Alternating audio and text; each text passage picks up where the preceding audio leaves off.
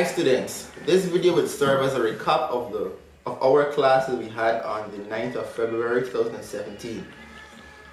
Alright, so on that day we looked at vectors, the topic vectors. I did go through it a little bit quickly based on the assumption that everyone knew vectors to a great extent, especially since we did it in courses earlier. However, some students said that they are still not comfortable, so I promised to go through it slowly in the recap. Alright, so let's have our recap.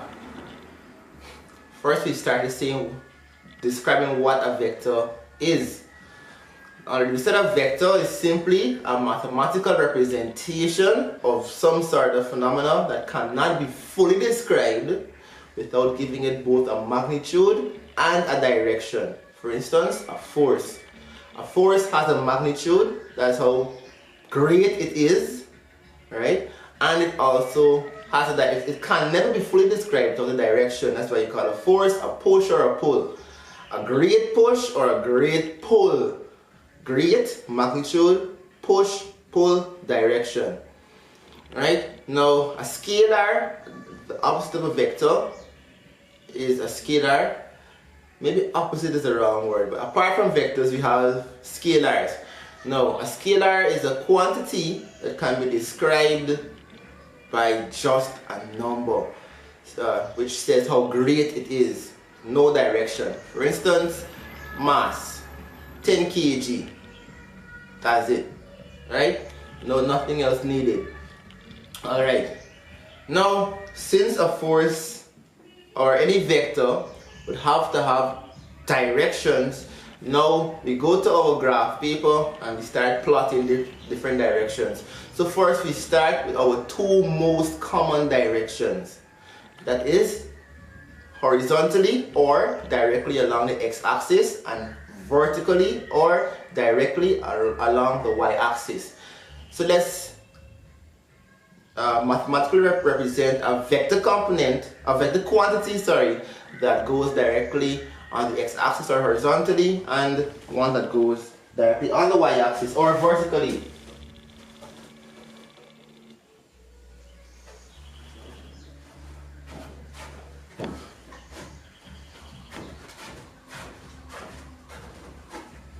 Alright, my cover. Alright, so first of all, we would denote a vector as, give it a letter.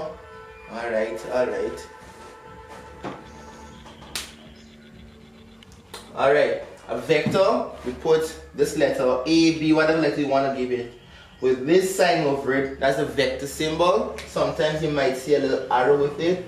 On Thursday, I did not use this arrow. Just give it the cover. Right? Good. So vector A pointing in the x direction. Right? Let's just have a vector pointing in the x direction. Let's give it a magnitude. Let's say the vector A has a magnitude of, I don't know, let's say 7 newtons or whatever it is. Pointing in the x direction, we call it 7i. Now, what did we say I was? Right? I is a unit vector pointing in the x direction. Right? So I is just a unit vector pointing in the x direction. Unit vector meaning it has a value of 1. A magnitude of 1, and it's pointing in the x direction. What I means now 7i would just increase the magnitude of the unit vector 7 times. So 7i means a unit vector of magnitude 7 pointing in the I direction. Let's have a next vector B. Is that a vector? No, that's not a vector. No, it's a vector. It has to have this thing over it here. I think I'm too close to the top.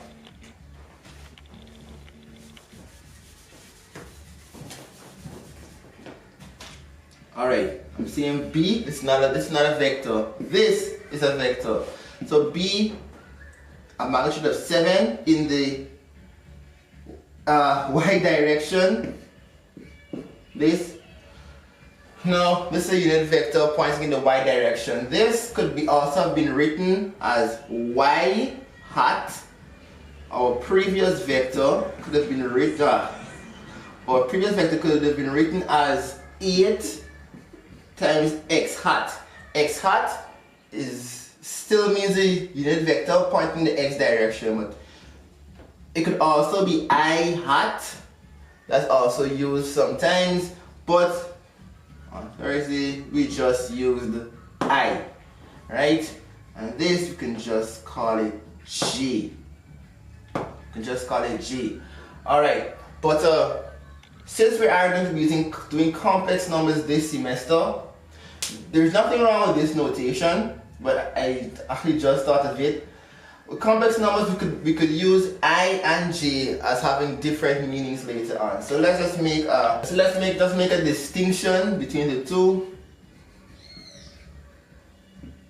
You can just call it I hat and G hat, right?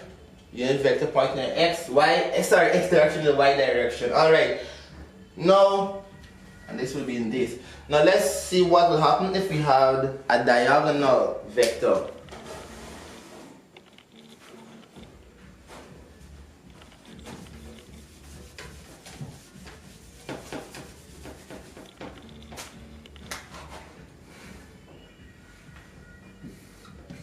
Alright, now look at this vector. This vector has both a horizontal component and a vertical component. Of course, it's diagonal. Diagonal means it's going both vertically and horizontally at the same time. It is diagonal, right? So let's call this vector A. This vector A has a horizontal component and a vertical component, right? Let's call it the horizontal component of the vector A subscript x plus the vertical component of the vector is subscript y. Notice these two is to be vectors, hence our symbol. Right, so let us see. The vertical component of the vector would simply be whatever is projected down here, and the horizontal component this. So from trig ratio, we know that, if we know this angle theta, we know that cos theta is equal to the adjacent over the hypotenuse. So our horizontal component would simply be the adjacent. So our horizontal component AX would simply be the hypotenuse or the magnitude of this vector, or A, our vector pointing in the x direction is the magnitude of this vector. This is the magnitude of A, right? Cos theta. And the next component would be the magnitude of A, sin theta. So this vector has both a horizontal component and a vertical component, which will be the magnitude of the A vector, sin theta, and the magnitude of A vector, cos theta. Right? Now, how would this be written?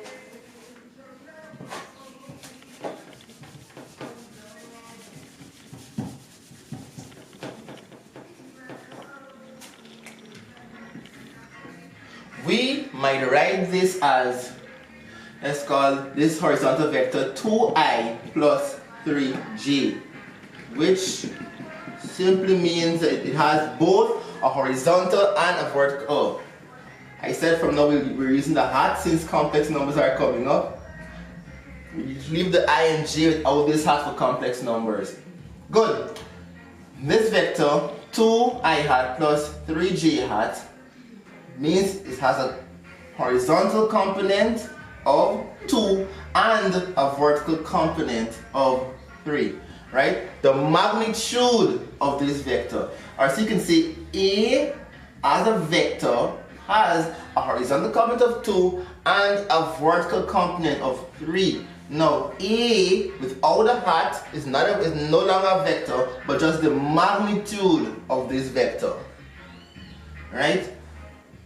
And by Pythagoras theorem, it will simply be the magnitude of this vector plus plus the magnitude of this vector squared. So it's 2 squared plus 3 squared.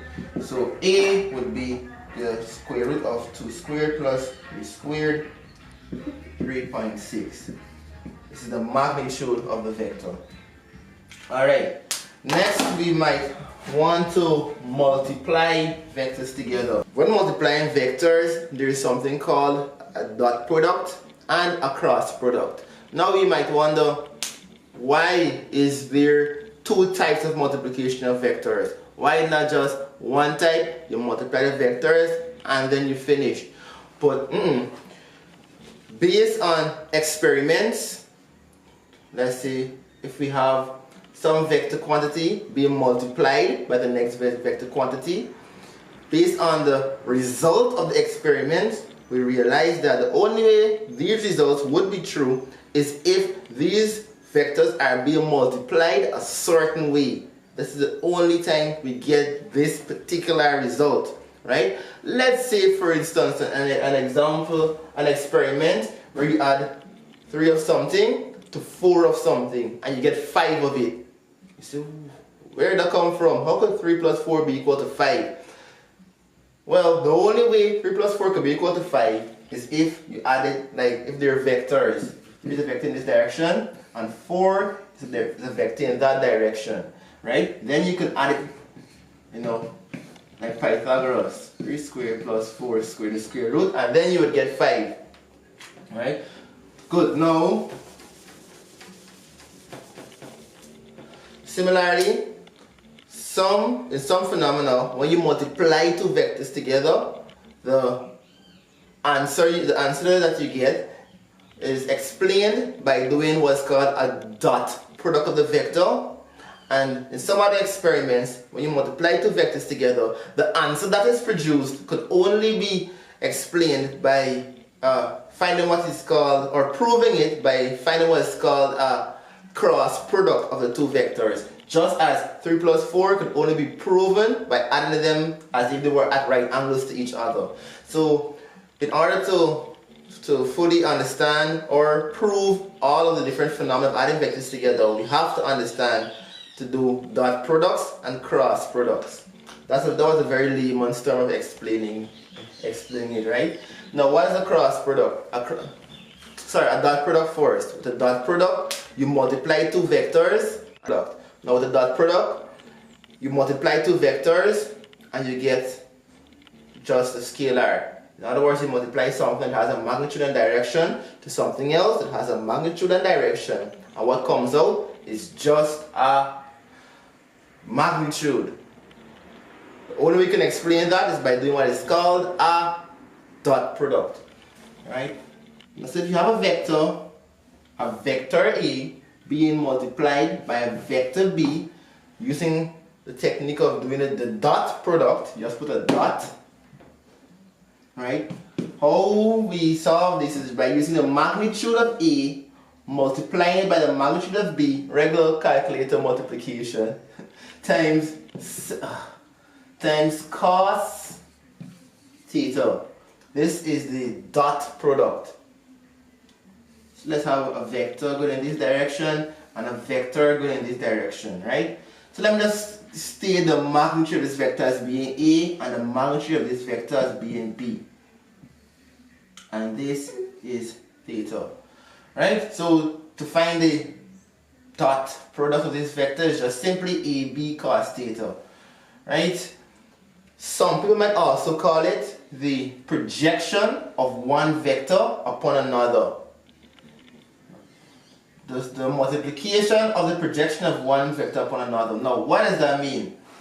Alright, let me just take this same vector and just straighten it a little bit. Take this thing and just straighten it, right? This almost looks like 90 degrees. It's less than 90 though. Let me just straighten it a little bit. Bring the B up straight like this. So that the A is something like this. And the angle is like this. Good.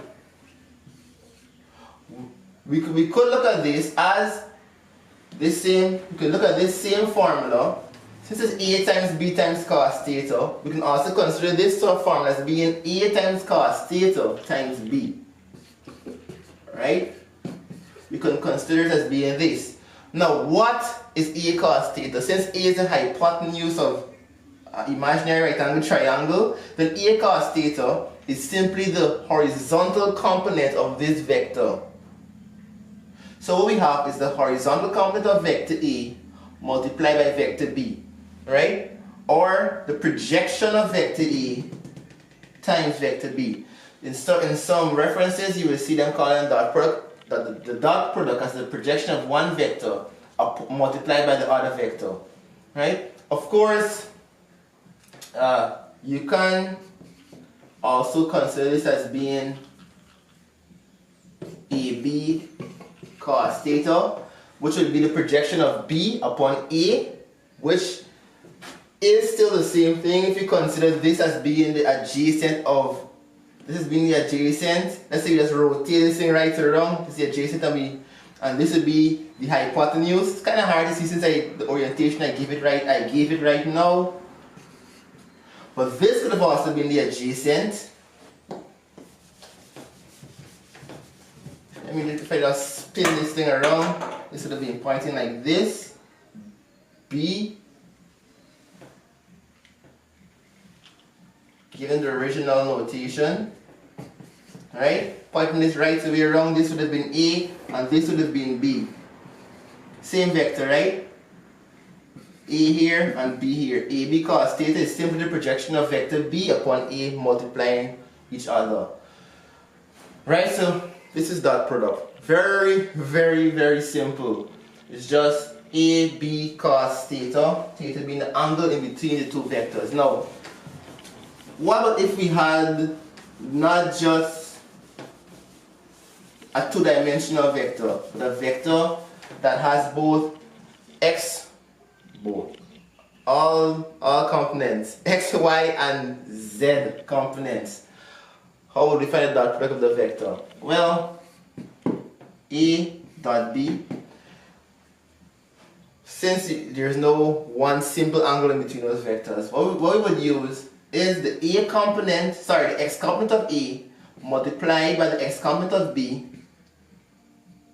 plus the y component of A times the y component of B plus the z component of A multiplied by the z component of B. Alright, so this is how we find the dot product of vectors in 3 dimensions. Of course, if it had just 2 dimensions, we would just use this x components multiplied by y components put together. Very simple. Examples in book. Cross product on the other hand. Alright, next let's look at the cross product of 2 vectors. Remember, the cross product of vectors, when you multiply the vectors together and what is produced is another vector. Scalar product is when you multiply the vectors together and what is produced is just a number.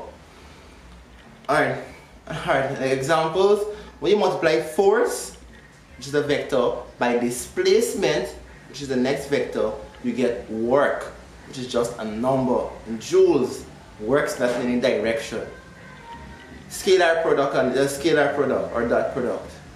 Vector product. If you're going to multiply the force produced by a charge moving through a magnetic field, you get a vector.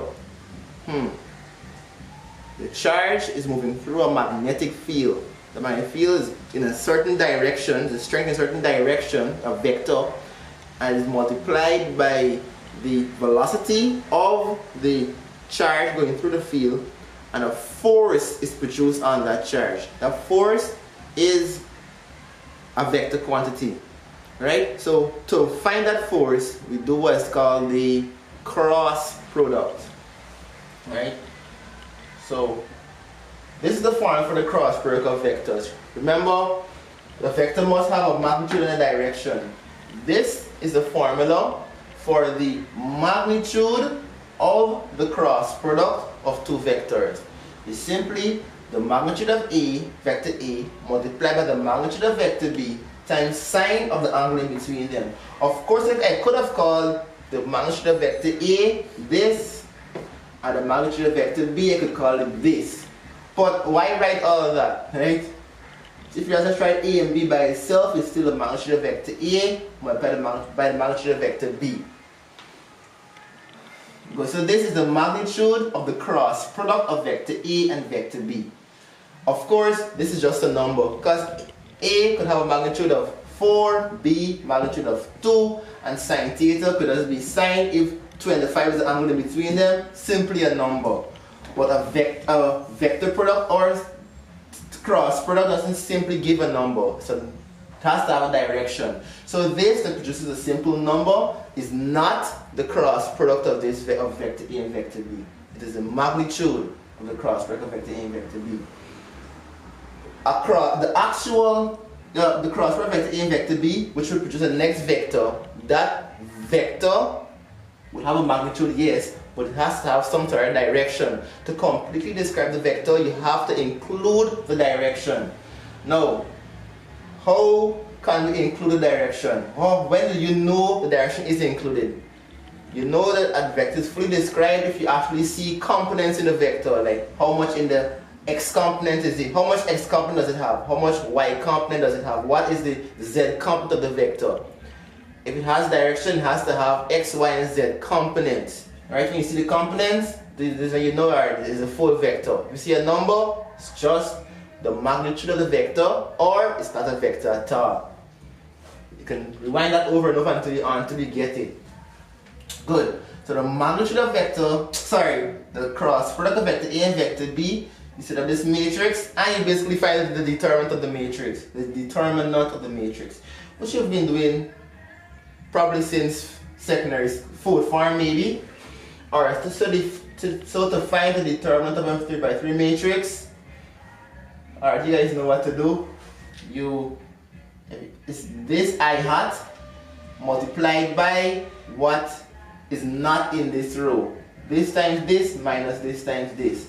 Minus G hat multiplied by this times this minus this times this plus K hat multiplied by, block out everything else, this times this minus this times this. And of course, it will give you something I, something J, and something K. Right? And that will give you the resultant vector, a third vector, which would be the cross product of vector A and vector B. Right? Please remember that the cross product of vector A and vector B produces a third vector. Right? That's why cross product is also called vector product. So this answer would have I, J, and K components. Why? Because the answer is of itself another vector. This is the magnitude of the other vector, but this is the complete other vector, right? With its x, y, and z components. You can find the magnitude from here anyways. And the examples of this in book also. This is a recap, not a class do-over. Even though we didn't do this in class, not the point. This is our vector product. Next thing we did was direction cosines. Now, I'm just going to go straight to the point where direction cosines is concerned. Since I don't want to redraw the box with the alpha, beta, and gamma angles, that's explained quite nicely in the book already. But the direction cosines are simply L, M, and N. Right? Remember we said that the angle a vector forms with respect to some axis, the angle it forms with respect to some axis could be used to tell you the direction the vector is pointing in. The angle it forms with respect to the x-axis, the one it forms with respect to the y, and with respect to the j. Now, since the angle could determine the direction, what we always do is let cos of the angle determine the direction, and let cos of the angle be called direction cosines. That is all. We know angles that vectors form with respect to a certain axis can be used to describe its direction. All we do is find cos of those angles and call cos of the angles direction cosines. Very simple. So we're going to have a direction cosine for that corresponds to the angle of vector. If a vector has both again, if a vector has x, y, and z components, then it obviously forms some angle with respect to the x-axis, one with respect to the y-axis, and one with respect to the z-axis. So what we're just going to do is find three direction cosines. One we're going to call m, which is just going to be cos theta. This theta being the angle the vector forms with respect to the x-axis, and next one that the angle forms with respect to the y-axis, we're going to call it m, and one that the angle forms with respect to the z-axis and call it n. Now this theta we're going to call alpha, this theta we're going to call beta, and this theta we're going to call gamma. If we call all three of them theta, then it's the same angle we're talking about. So, sorry, these are our direction cosines. And cos theta is simply adjacent divided by hypotenuse.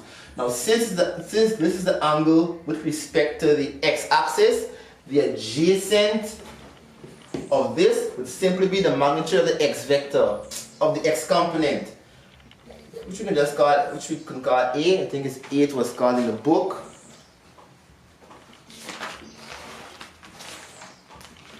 Direction cosines. Yes, the vector on the x-axis was called A, the one on the y-axis was called B, and the z-axis C.